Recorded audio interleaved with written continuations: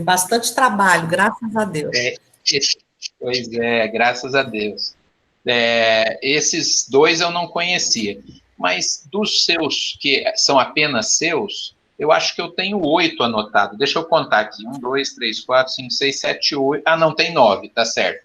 Então, são 7 adultos, né? 2 infantis e essas 4 participações aí em livros. E já tem mais 2 encaminhados. No Prelo, já está pronto. Não, eles ainda vão para a impressão, então na correção. Muito bem. Eu sei que tem muitos aqui em Bebedouro, na nossa USA, que são seus fãs, mas uma é declarada, que é a Cristiane. Você quer falar um oi para ela, Cristiane? Porque você comemorou tanto quando ficou sabendo que a Eulália falaria conosco. Quer falar? Eu não sei se a Cristiane te cumprimentou em algum congresso também, né? Se te conheceu lá, mas ela ficou muito feliz quando eu anunciei a sua vinda. É muito gostoso, né? Sim, sim. Silvio está aí. Eulália, nós gravamos a palestra, né? E aí, além do pessoal assistir aqui na sala, assistir no Facebook, as pessoas assistem ao longo da semana também, né? A USA Intermunicipal Bebedouro passou a fazer essas lives no domingo à noite para oferecer para as casas espíritas durante toda a semana, né? Entendi. Quanto tempo é de palestra? Deixa eu pedir para o pessoal fechar os microfones para não dar microfonia aí. Você pode falar 1 hora, tá? Nós temos só uma prece inicial, depois é com você, e aí no final a gente só dá os recados, convida para as próximas, é tudo bem rápido. Olá, estou vendo o pessoal entrar, mas alguns não têm nome, aí eu vou dizendo oi. Sim, sim. Daqui 1 minutinho, aqui, a Cristiane está falando no chat com você. Quem é a Cristiane? Olha, ela está falando no chat. Cris, aparece aí para ela te ver. Espera aí que ela já aparece. Ela está falando que nos 2 céus de Uberlândia conheceu. Que delícia. Olá, querida, tudo bem? Lá em Uberlândia, no céu. Maravilha, gratidão pelo teu carinho, viu? Bom, o Silvio Boteon vai fazer a nossa prece inicial agora. A gente pede para todos manterem as câmeras e microfones desligados, porque pesa, inclusive, na transmissão, né? Então, deixar as câmeras desligadas. Então, passar a palavra para o Silvio, depois eu volto para apresentar a nossa palestrante. Boa noite, Eulália. Boa noite a todos. Todos sejam muito bem-vindos.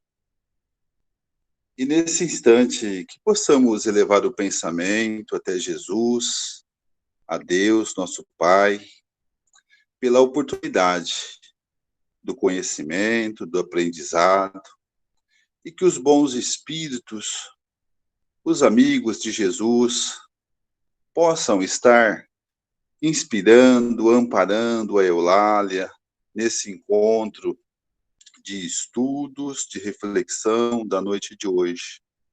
Que ela possa nos transmitir todo o conhecimento, toda a paz, toda a serenidade, tão importante para o nosso crescimento espiritual. E desde já agradecendo pela oportunidade de se fazer novos amigos, de aprender um pouco mais, e que os amigos espirituais possam aconchegar os nossos corações, as nossas consciências, e estar conosco durante esse momento tão especial da noite de hoje, e vamos aprender um pouquinho mais e desfrutar da presença da nossa companheira Eulália. Sejam todos bem-vindos e fiquem na paz de Deus. Que assim seja.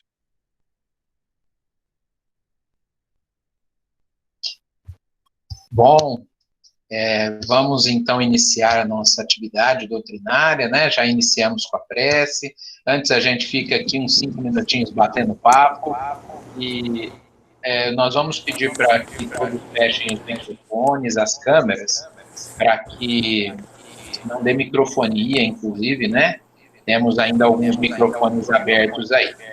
Bom, quem é a Eulália, para quem ainda não conhece, né? Ela é bem conhecida, mas ela não esteve na nossa cidade presencialmente ainda. Fazia tempo que a gente estava tentando, mas as agendas não davam certo aí. E esse ano nós tínhamos já agendado com a Eulália para vinda presencial em outubro. E como não deu, a gente acabou antecipando para essa live agora em setembro. A Eulália nasceu em Portugal, né, Eulália?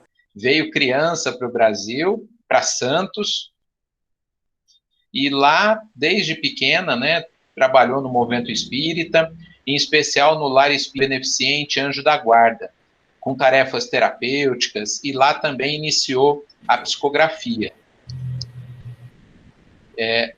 Alguém escreveu que o som está muito baixo. Vocês estão me ouvindo? Estão? Ah, tá. Depois, a Eulália fundou o Lar Espírita Caminho do Cristo, né? E tem como espíritos que a acompanham, que inclusive são seus mentores, José Martins Fontes e a Maria do Rosário del Pilar. Na verdade, ela, sua mentora, né, Eulália? Sim. E então esses são os trabalhos. Na verdade, ela agora mora em São Vicente, ali do lado de Santos, é isso? Mas o lar fica em Santos. Fica em Santos. O lar fica em Santos. O trabalho dela ainda é em Santos, trabalho doutrinário. Agora, nós temos vários livros publicados pela Eulália. Primeiro eu vou falar os que ela tem participação, que são livros de congressos. Então, ela e diversos outros autores fazem esses textos. Então, ela tem participação. Sozinho. Só um segundinho. Tem um microfone aberto. Acho que tem um microfone aberto aí. Pronto.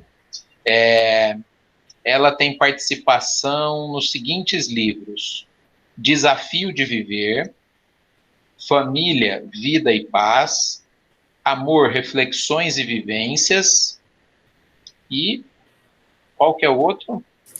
Espiritualidade nas relações. Isso, Espiritualidade nas Relações, exatamente. São 4 livros que ela tem participação.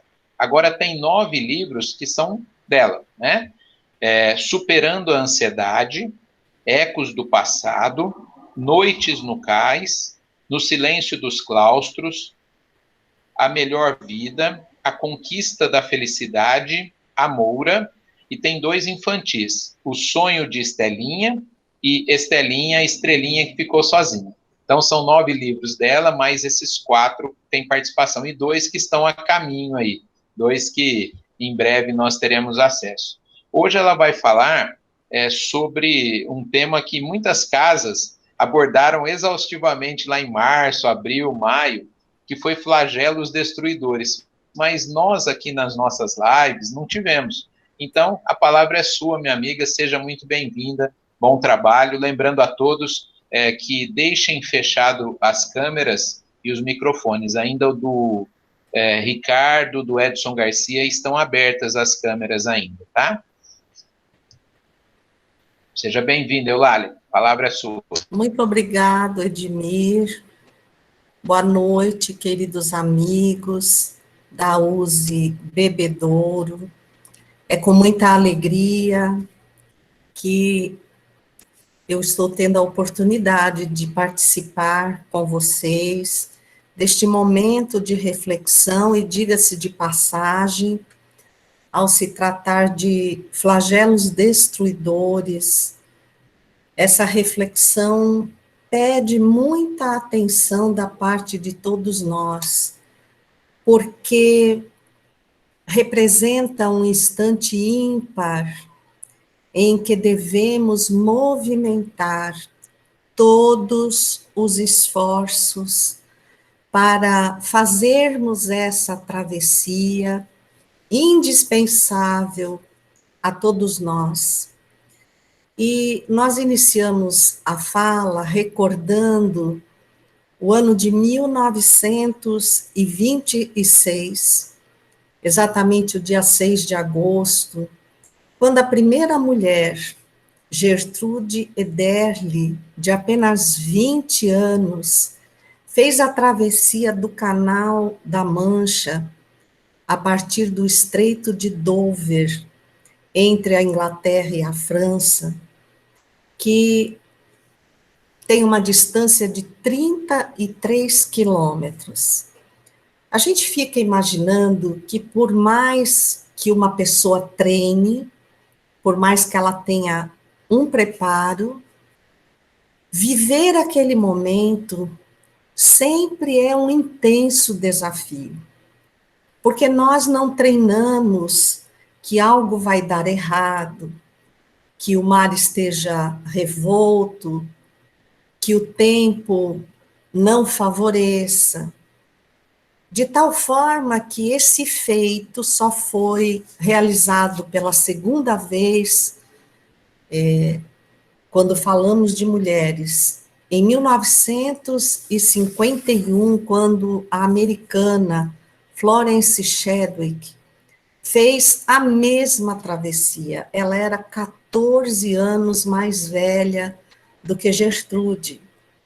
E Florence, ela, no dia 4 de julho do ano seguinte, 1952, planejou uma travessia de igual distância, os mesmos 33 quilômetros, só que na Califórnia, entre a Ilha Catalina e Long Beach.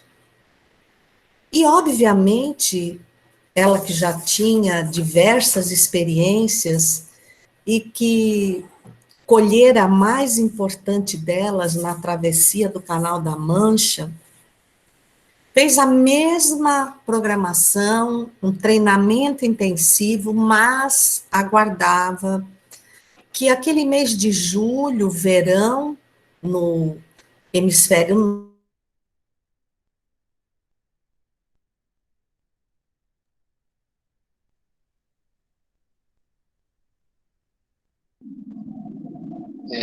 Eulália travou. Não sei se você me ouve. eu estou te Eulália ouvindo agora perfeito. voltou. Agora voltou. Okay. Tinha dado uma travada. Pode continuar. Vocês ouviram até onde? Era verão no hemisfério norte. Então tá, era onde eu estava mesmo.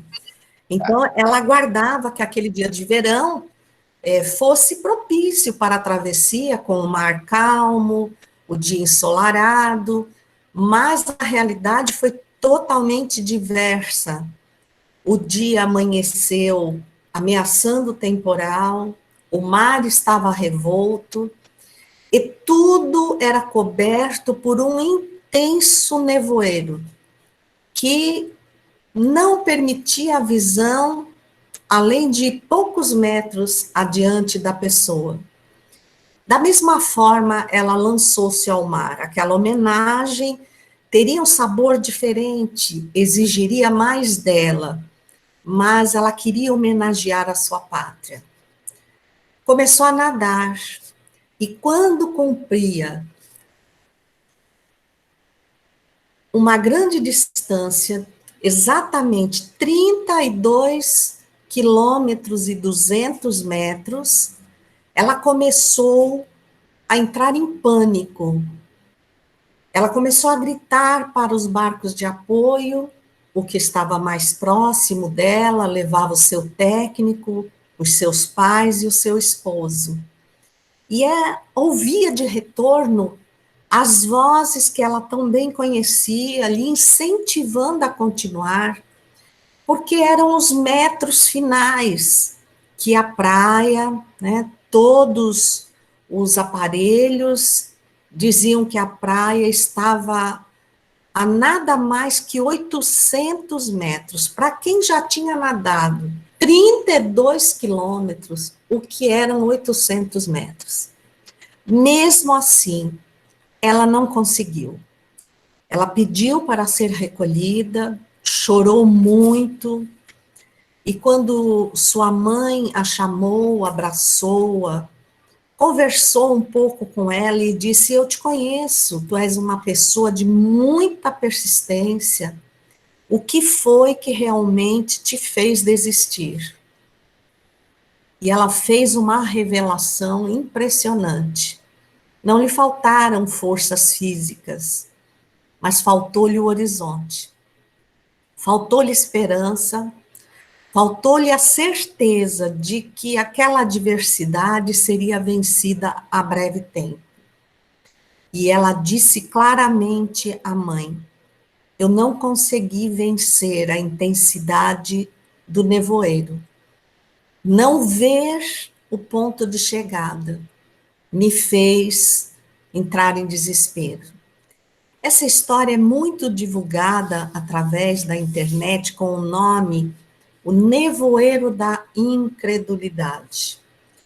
E talvez seja muito parecida com a história de bilhões de pessoas neste momento que se julgavam preparadas, que tinham as rédeas da administração de sua vida em mãos.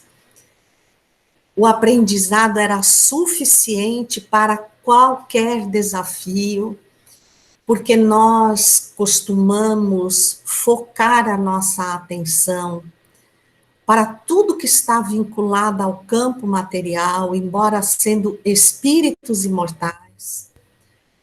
Esquecemos o quanto pleiteamos a possibilidade de uma nova reencarnação, o quanto solicitamos de espíritos benfeitores o esforço deles, a misericórdia de Jesus através deles, nas minúcias de um novo planejamento reencarnatório, onde, através das oportunidades que nos seriam legadas, nós poderíamos superar as más inclinações que arrastamos conosco, através de muitas e muitas experiências. E, embora uma vez ou outra somos surpreendidos com adversidades graves, eu creio que esta geração, pelo menos até agora, não tenha vivido uma de tal gravidade como a pandemia que se estende sobre a Terra, que não poupou pobres e ricos, países de terceiro ou de primeiro mundo, que foi além da ciência, da tecnologia, da inteligência, de tal maneira que o investimento de muitas nações para que uma vacina possa ser criada o mais rápido possível, a fim de esse mal, esse vírus, esse coronavírus, não continuar ceifando vidas como até agora, não arrancar de nós os nossos entes amados, de uma forma cruel, a ponto de não nos permitir sequer velar-lhes a cabeceira nos momentos finais da existência, nem despedirmos-nos deles. E aí muitos de nós perguntam: por que, Senhor? Por que tão grave mal assola a terra neste momento? Outros tantos questionam: é castigo de Deus? Estamos sendo punidos pelos males que assolam a terra? Mesmo alguns espíritas, ou que pelo menos se declaram espíritas, mas nós temos que reconhecer que falta ao espírita o conhecimento do espiritismo. Para a maioria, o espiritismo é aquela estrutura do centro que o frequentador conhece. Então, o salão de palestras, aquela criatura que expõe o evangelho, os que se oferecem como voluntários para aplicação do passe ou de outros tratamentos, os expositores de aulas, o serviço de atendimento social, a biblioteca. Poucos passam desse conhecimento superficial, inclusive os próprios trabalhadores vinculados a tarefas de suma importância não leram, talvez, as obras de Kardec, e eu vou me restringir os livros mais conhecidos, que são o Livro dos Espíritos e o Evangelho segundo o Espiritismo. O que dirá os demais, contando também com a coletânea riquíssima da Revista Espírita. E quem não tem a oportunidade desse conhecimento, talvez também não saiba da existência das leis morais.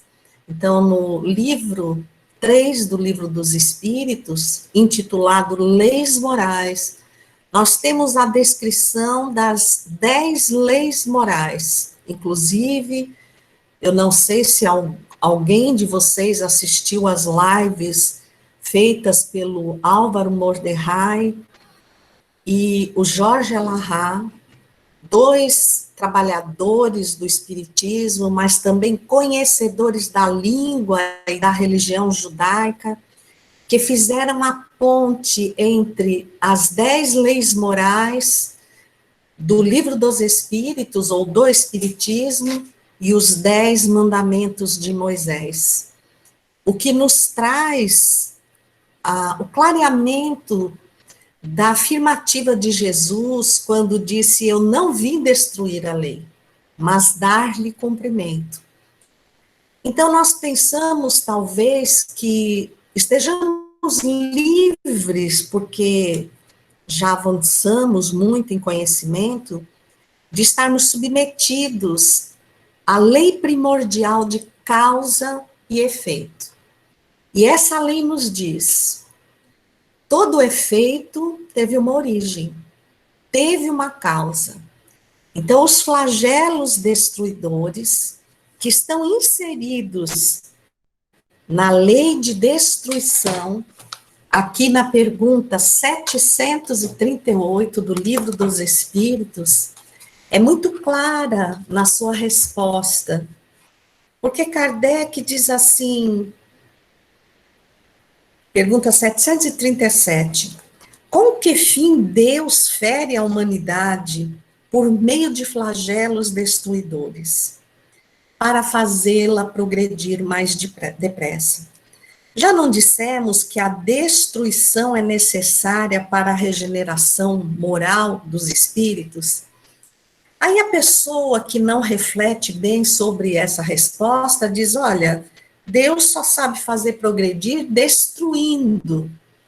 Mas essa sensação de destruição é simplesmente nós derrubarmos esse homem velho, ou vencermos as nossas más inclinações. E no capítulo 17 do Evangelho segundo o Espiritismo, lá no item O Verdadeiro Espírita, está muito claro, principalmente para nós espíritas.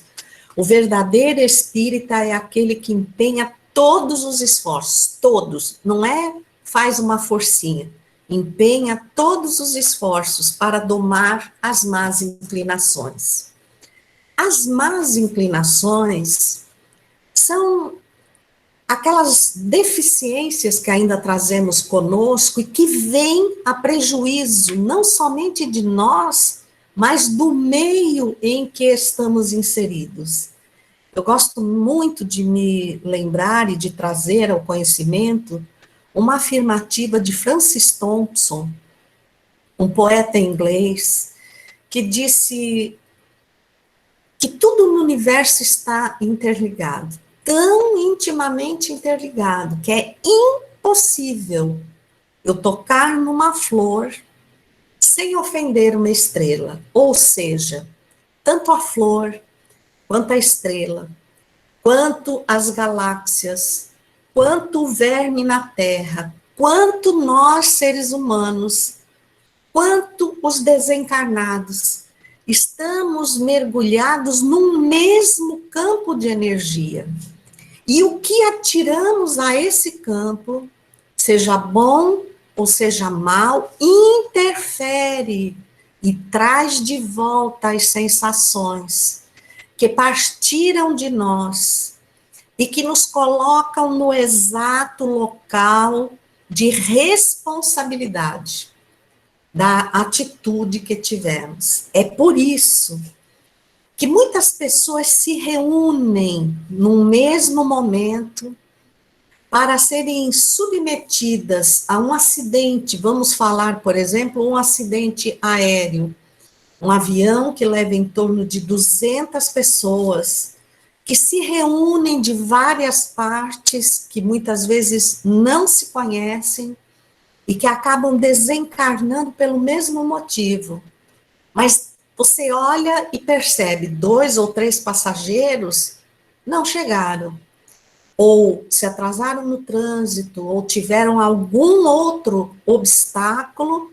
Fato é que houve um impedimento para que eles não estivessem naquele avião. Porque o campo de energia não combinava com os demais que ali estavam. E se nós olharmos as pessoas que desencarnaram e dissermos que pena, fulano era bom, Beltrano não merecia isso, nós estamos olhando apenas uma página da história do livro existencial deles. Então, na realidade, ninguém conhece ninguém. E muitas vezes nós não nos conhecemos. Porque o que tem aqui é parte de nós. Todo o restante está nos porões da nossa inconsciência e nem poderia ser diferente. Porque não suportaríamos a recordação de tudo que somos e ainda lidarmos com uma parte de nós para trabalharmos pouco a pouco esses defeitos, essas inclinações ao mal. Aí nós vamos viajar um pouquinho no Livro dos Espíritos para conseguir entender esse item da lei de destruição que nos fala dos flagelos destruidores e que diz que é para nos fazer progredir. Sim, neste momento, não apenas muitos cientistas estão debruçados até a exaustão física, empenhados em descobrir a vacina, mas também muitos indivíduos estão envolvidos em desafios particulares, além de viverem a situação da humanidade, que é a nossa macrofamília, ou a família do Cristo, também estão passando adversidades individuais, adversidades familiares. Então a gente olha para essas pessoas e diz, mas que Deus tenha piedade delas, porque é muita coisa. E ignoramos, mais uma vez, o estudo de Kardec e o livro Obras Póstumas, que reúne uma série de textos que Kardec não havia publicado e que foram publicados pós o seu desencarne. E na primeira parte do Obras Póstumas, na lição chamada Questões e Problemas, logo na sua abertura, Expiações Coletivas, vai nos desenvolver um pensamento de por que essas pessoas estão inseridas de forma coletiva naquele incidente. Neste momento, podemos dizer que o mundo inteiro está envolvido no mesmo incidente. Ou seja, a nossa energia, nesse ponto, combina. onde quer que estejamos na Terra, estamos vivendo a pandemia da Covid-19. E aí Kardec nos traz aqui uma reflexão importantíssima, que o ser humano, o espírito imortal, na realidade ele desenvolve em 3 aspectos. Ele coloca aqui 3 caracteres evolutivas. O indivíduo como si mesmo, então, perante os desafios do seu passado, perante as dificuldades que se apresentam, que são dele com ele, né? Às vezes eu tenho um mau gênio que me faz mal e eu gostaria de melhorar, porque nem eu me aguento, mas eu tenho dificuldade, né? O de membro da família consanguínea, que é o elo primeiro de acolhimento na Terra, e o de cidadão do universo, cidadão da humanidade, membro da macrofamília ou da família do Cristo. O que faz com que, de uma ou de outra forma, todos nós estejamos vinculados à mesma situação neste momento. E aí, para continuar essa reflexão, nós trazemos o livro Vidas Vazias, de Joana de Ângeles, pela psicografia de Divaldo Franco, publicado recentemente, bem recentemente. Eu estou olhando aqui, mas não diz o mês, mas é agora, de 2020, uns 3 meses mais ou menos. E no seu capítulo 11, Joana nos traz uma advertência muito parecida com a história de Florence Chadwick. Porque a lição começa, chama-se Período de Transe, e a lição começa assim: as densas névoas de natureza vibratória. Mas que névoas são essas? Se nós formos ao Memórias de um Suicida, da Lavra de Ivone do Amaral Pereira, nós vamos perceber que o Hospital Maria de Nazaré é envolvido por uma densa neblina. Se nós formos E a Vida Continua, eu estou falando assim dos livros que mais recentemente eu reli, então estão mais frescos na memória, e A Vida Continua, nós vamos ver que o centro de acolhimento que recebe Ernesto e Evelina faz uma caravana aos seus arredores, aqueles espíritos que ainda relutam em ser acolhidos, em aceitar as suas deficiências, aceitar o processo de recuperação, porque toda a recuperação exige tratamento. E aquele que não reconhece a doença, não aceita o tratamento. Faz as mesmas citações, a névoa, a neblina. E a que nós estamos passando hoje, a neblina que envolve a Terra hoje, é fruto da nossa persistente vibração ou emissão de pensamentos que estão totalmente apegados aos fatores materiais, mesmo nós sendo espíritas, temos sido engolidos pela sociedade materialista, temos esquecido que somos espíritos, mergulhamos na carne, e cada dia na carne, acreditamos mais sermos este corpo, então tudo investimos nele. Há pessoas que cuidam tanto do corpo, como se ele nunca fosse envelhecer, como se de fato ele nunca fosse morrer, mas em nenhum momento se veem, cuidam ou refletem como espíritos imortais. E a grande verdade é que nós vamos deixar a Terra em algum momento, e como espíritos, a névoa pode nos acompanhar. Se nós não compreendermos o que viemos fazer na Terra, se nós não nos desvencilharmos de graves obstáculos que trazemos conosco e que nos fazem escolher sempre o caminho do sofrimento, nós vamos continuar com essa névoa nos envolvendo. Mas há uma parte dessa lição de Joana que eu preciso colocar para vocês, já que o livro é recente, muitas pessoas ainda não o conhecem. Ela diz assim que a maioria de nós anda como se fosse hipnotizado. Hipnotizado no sentido de sermos mesmo conduzidos pela ação de espíritos profundamente infelizes, ignorantes no sentido de ainda não terem aprendido, mas também cruéis, cujo objetivo é combater o Cristo. Eles sabem que não conseguem combater o Cristo frente a frente.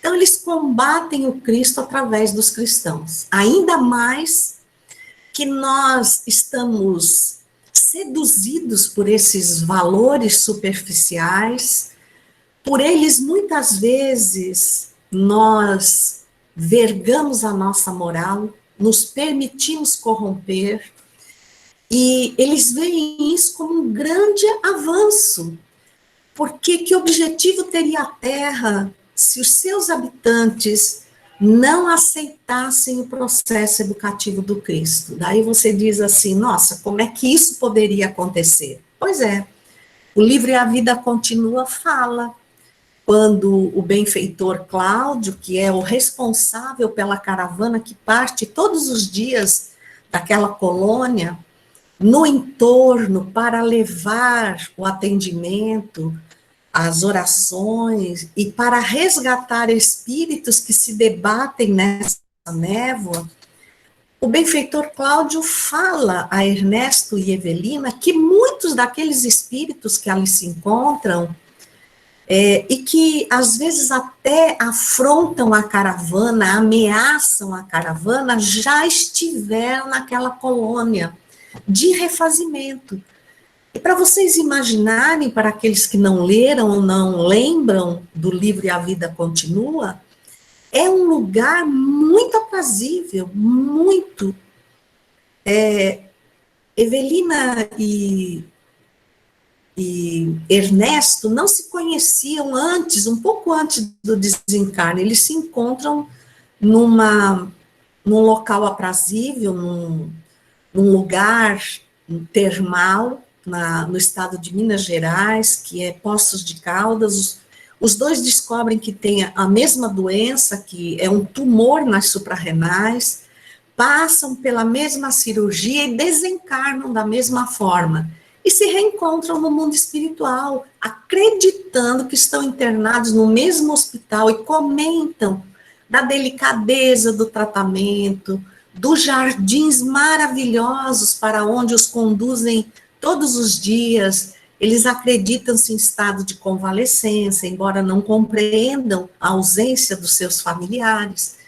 Mas quando eles vão com Cláudio e visitam esse lugar, sob as neblinas, que nada mais são que as emissões mentais, daqueles espíritos que não se aceitam, que não se enfrentam, eles então recebem essa revelação. Muitos deles estiveram onde vocês estão. Mas quando precisaram olhar-se de frente, quando eles descobriram que o sofrimento deles era por conta das más inclinações que eles teriam que corrigir, eles praticamente enlouqueceram e desistiram do processo de recuperação. Fugiram daquele lugar e se abrigam nessa ambiência tenebrosa, em hordas de espíritos revoltados, enlouquecidos. E quando nós puxamos a dimensão dessa descrição para a Terra, nós vamos ver o flagelo destruidor que estamos passando agora na forma da Covid, que Joana nos diz assim, esse transe é pestífero, então é pernicioso, é nocivo, corrompe, né? Porque vitaliza miasmas psíquicos que se materializam em vírus e bactérias agressivos que infestam os organismos em desarmonia. Surgem doenças repentinamente. Como é que surgiu a Covid? E distúrbios individuais de etiologia desconhecida e dizimam esses incautos. Então, os flagelos destruidores não são fruto da pedagogia do Cristo, o Cristo que é o Espírito diretamente responsável por nós, mas não é um Espírito qualquer. Nós vemos na Revista Espírita, fevereiro de 1868, que ele já alcançou o mais alto patamar da primeira ordem, ou ordem dos espíritos puros, de tal forma que, na descrição feita na Revista Espírita, dizem que ele está ao lado de Deus, em comunhão indescritível com Deus. Também André Luiz fala isso no Evolução em Dois Mundos. Então, ele absorve o fluido cósmico universal, que nada mais é do que a matéria mental de Deus. Aí a gente para e diz, nossa. Então, Jesus, que é um espírito puro, ele está conectado, sem nenhuma desarmonia, com o fluido cósmico universal. E com ele modela tudo. Lógico, ele não é o único espírito dessa categoria. Cada planeta tem um espírito dessa categoria, a que denominam Messias ou Cristos. Veja, os Messias do Espiritismo e Espíritos Marcados, fevereiro de 1868. Eles modelam com isso todas as grandezas do universo. Então, que material nós modelamos com os nossos pensamentos viciados? O mesmo fluido cósmico universal, no qual estamos mergulhados e que insistentemente à nossa disposição poderia criar as maiores bênçãos, mas nós, porque não nos corrigimos, porque temos dificuldade de nos enfrentarmos, de nos aceitarmos como somos, e de, a partir de então, fazermos o melhor que pudermos. E aí o Livro dos Espíritos, na sua pergunta 893, já no item que finaliza as leis morais, que é perfeição moral, e que Kardec pergunta, qual é a mais meritória de todas as virtudes? E os espíritos respondem que sempre que há resistência moral ao arrastamento das más inclinações, há uma virtude. E o sacrifício do interesse pessoal é a maior de todas elas. O que é que ele quis dizer com isso?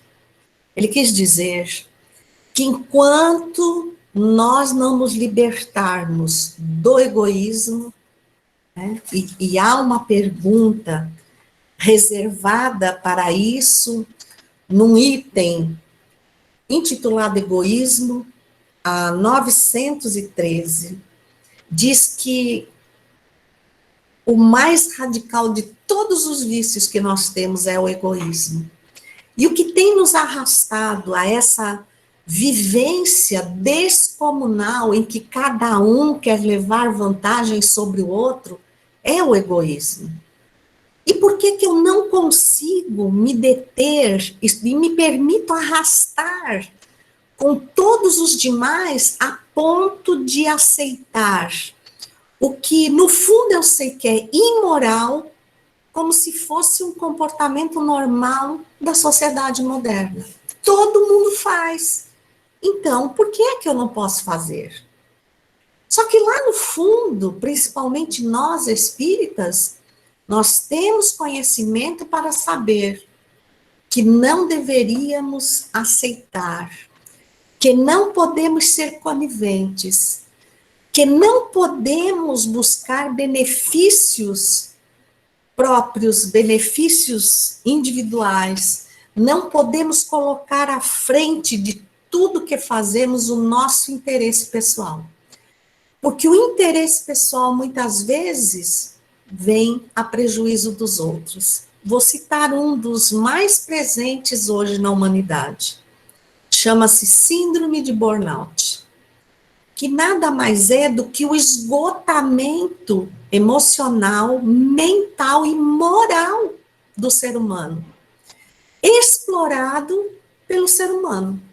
Então, aquela pessoa que, de repente, ela desperta para um dom que ela tem e começa a ganhar muito dinheiro com isso.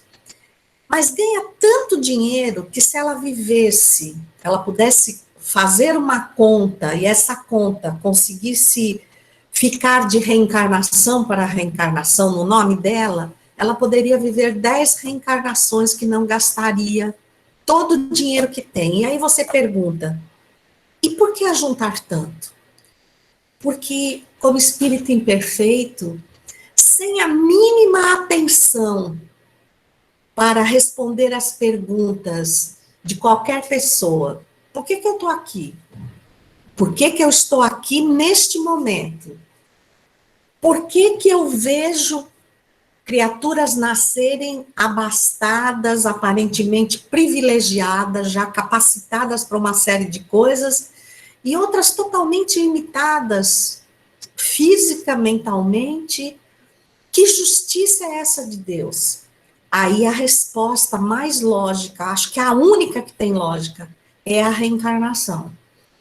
E aí eu vou descobrir que, se eu estou reencarnando, eu vim para acertar alguma coisa. E não é o mundo que tem que acertar comigo. Sou eu que tenho que acertar com o mundo.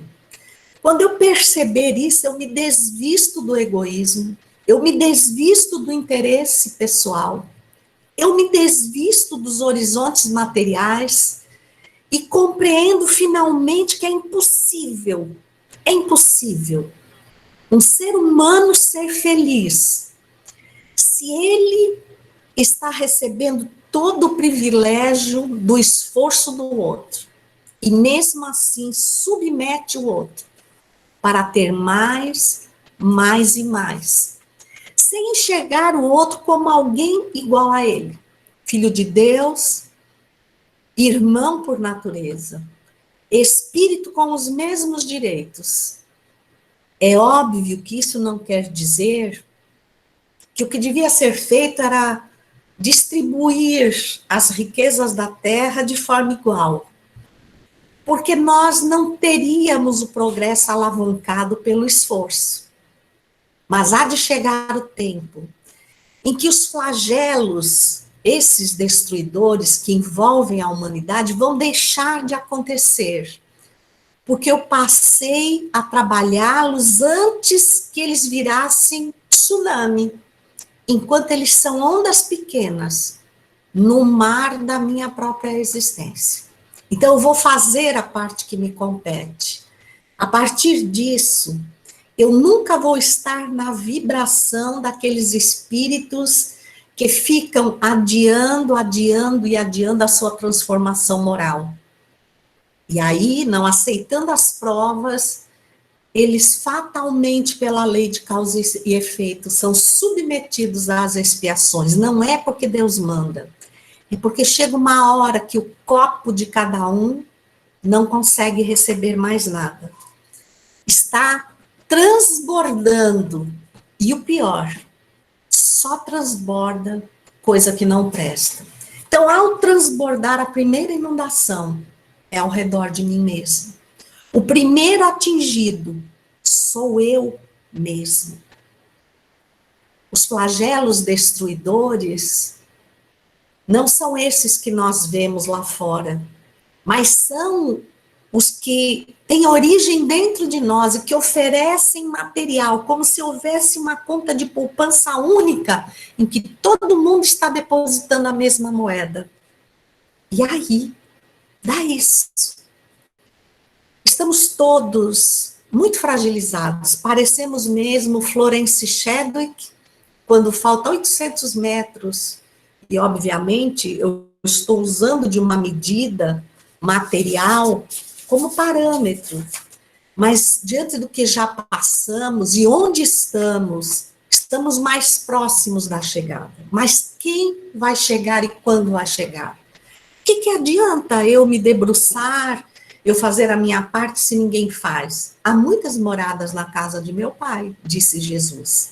Se eu alavancar o meu progresso, se eu domar as minhas más inclinações, e mais uma vez Kardec nos oferece uma resposta, ou melhor, através da pergunta de Kardec, os espíritos nos oferecem uma resposta que é dolorosa, mas é o remédio amargo que nós precisamos tomar para perceber por onde temos que transitar para alcançar a definitiva cura. Ele pergunta, 909 do Livro dos Espíritos, o homem sempre poderia vencer suas más tendências mediante seus próprios esforços? Se eu não ler a resposta, muitos vão dizer, olha, bem que eu tenho tentado, mas, infelizmente, eu sou o único que nada contra a maré na minha casa, na minha família, no meio do emprego, ou na casa espírita.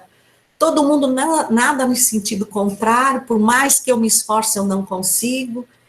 Isso é um comportamento muito típico daqueles espíritos que fugiram lá do centro de acolhimento e preferiram se isolar naquele ambiente de densas neblinas para se ocultarem nessa neblina e conviverem de igual para igual, mergulhados na lama de si mesmos. Mas a resposta é um tapa de pelica no rosto de cada um de nós. Nós podemos, ou sempre poderíamos vencer nossas más tendências? Sim. E às vezes, com pouco esforço. O que lhe falta é vontade. Ah, como são poucos os que se esforçam entre vós. Por quê? Porque nós não queremos? Porque nós estamos nos permitindo dominar pelo materialismo vigente. Até mesmo nós espíritas estamos sendo submetidos ao vício, à dependência das máscaras. Eu sou um dentro da casa espírita, eu sou outro lá fora. E os benfeitores vão compreender que lá fora eu tenho que matar um leão por dia, e aqui eu estou sempre disposto a colaborar com eles. E a construção moral que eu fiz em todos os demais dias que não estive no centro espírita?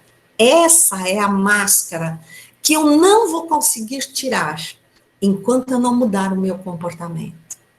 Enquanto eu não vencer o flagelo que consome a minha dignidade, enquanto eu não olhar para frente e disser, bom, tá neblina, o mar tá revolto, o dia tá frio, mas eu estou na água e eu vou nadar o quanto for preciso. Eu vou buscar energia na bênção da espiritualidade, no abraço de um ente querido, no olhar de um companheiro, ou no sorriso de um desconhecido. Mas só por hoje, porque nós somos dependentes químicos, literalmente. Nós somos dependentes do quimismo cerebral, né, dos neurotransmissores que se vergam a nossa condição espiritual. E eles não têm sido nada bons. Ainda mais estamos mergulhados numa tecnologia, esta que nós estamos usando, definitivamente escolhemos utilizá-la para o bem.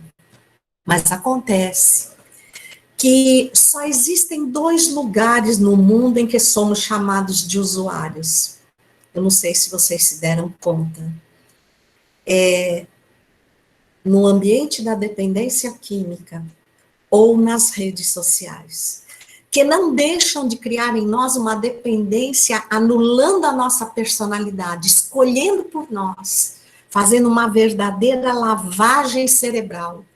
E se o dia a dia, no meio da sociedade, com tanta competição, com tanta gente querendo o espaço que é do outro, com tanta gente querendo brilhar mais que o outro, sem o mínimo esforço, porque se eu crescer moralmente, eu não vou querer, ou o meu a minha inclinação não é ser mais do que o outro, mas como espírito eu vou alavancar a minha moral, acima da moral do outro, mas não vou esquecer o outro. É o único momento em que eu não me dou o direito de caminhar sozinho. Eu me volto para quem ficou atrás, dou a mão e puxo para caminhar comigo. E vai ser só nesse momento que eu pensar para frente, que eu olhar para frente e que eu disser, puxa, eu estou aqui, neste instante, testemunhando um dos maiores fenômenos da Terra.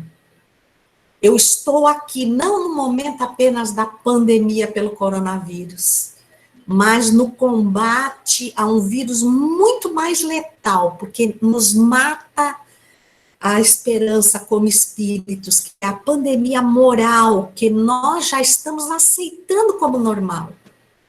Porque tudo para nós soa como bullying ou preconceito. Então nós, até com medo de sermos perseguidos pela justiça, nós nos deixamos derrubar, nós nos deixamos arruinar, para nos misturarmos nessa multidão, no meio da neblina da incredulidade, mas também da que é construída pelas nossas más inclinações, com vergonha do que somos e com falta de coragem para nos enfrentarmos e para definitivamente sendo melhores. Porque entendemos que não estamos aqui nem pela primeira e nem pela última vez. Tudo que nós semearmos hoje, nós iremos usufruir, bom ou mal, na próxima vez que voltarmos à Terra. É assim que aquele jovem que todos os dias pegava um ônibus, porque morava numa cidade pequenina e ia para a metrópole, distante uns 50 quilômetros, ele verificou que havia uma senhora, quando ele subia no ônibus, ela já estava no primeiro banco, já vinha de algum outro lugar. E no ponto final do ônibus ela não descia, ela voltava no mesmo ônibus. E levava todos os dias em seu colo um pequeno saco, que tirava aos punhados alguma coisa e atirava pela janela do ônibus à beira da estrada. E ele ficou muito curioso. O que essa mulher está fazendo? Ele ia de manhã e voltava de tarde. Ela ia com ele, ela voltava com ele. E o gesto era o mesmo, ele dizia, essa mulher não tem o que fazer, ela já chegou ao fim da vida e agora poderia estar se ocupando de outras coisas e fica verdadeiramente sujando a estrada. Aí ele resolveu sentar do lado dela e perguntar. Ela disse, meu filho, tudo que meu corpo poderia fazer para tornar o mundo melhor, eu fiz. Eu fui jovem, eu sonhei, eu construí um lar, uma família, eu criei meus filhos. Mas hoje a idade verga e o limite do meu corpo é pequeno, então só me resta, com as dificuldades que eu tenho, semear para amanhã. Semear o quê? Ela abriu o saco que trazia no colo e disse, aqui são sementes de flores que eu atiro à beira da estrada, para que elas em algum momento floresçam e tornem o trajeto daqueles que ficarem, fazendo como você depois de mim, mais agradável, ao olhar as flores, ao aspirar-lhes o perfume. E ele disse, mas senhora, a velocidade dos carros que passam na estrada levam as sementes embora. Ela disse, é isso mesmo que eu quero. Porque elas vão embora, cada uma para um lugar. Então não vai ficar florida somente a margem da estrada, mas vai ficar florida a paisagem, até onde os nossos olhos atingirem. Mas me desculpe, a senhora já tem muita idade, a senhora vai ver as flores nascer? Ela disse, agora não. Mas você verá, outros verão, e um dia, quando eu voltar, meus olhos se encherão de alegria, de ver uma paisagem tão linda. É isso que eu queria deixar para vocês. Não permitam que ante os flagelos destruidores que vêm nos sacudir na ociosidade moral em que nos encontramos, porque ir contra a maioria não é fácil. Para alavancarmos o progresso da Terra, nós poderíamos ter nascido em outra época, mas foi a nós que estamos agora aqui, que Jesus confiou um pedacinho desse jardim para que nós semeemos as flores que irão desabrochar amanhã. Quem sabe, no exato momento em que nós retornarmos para a Terra. Então, não deixemos os nossos olhos nem nossa alma se contaminar pela paisagem triste que vemos. Ela só nos pede que lhe ofertemos o melhor de nós, para que ela mude, e mude para muito melhor, a ponto de quando eu descer deste ônibus, eu olhar a estrada que eu percorri, e ver as flores balançando e puder dizer, eu plantei muitas delas. Que Jesus nos abençoe, muita gratidão, infinita paz a todos vocês. Muito obrigado, Eulália, muito obrigado mesmo, viu? Não sei se você conseguiu acompanhar aqui no chat os agradecimentos.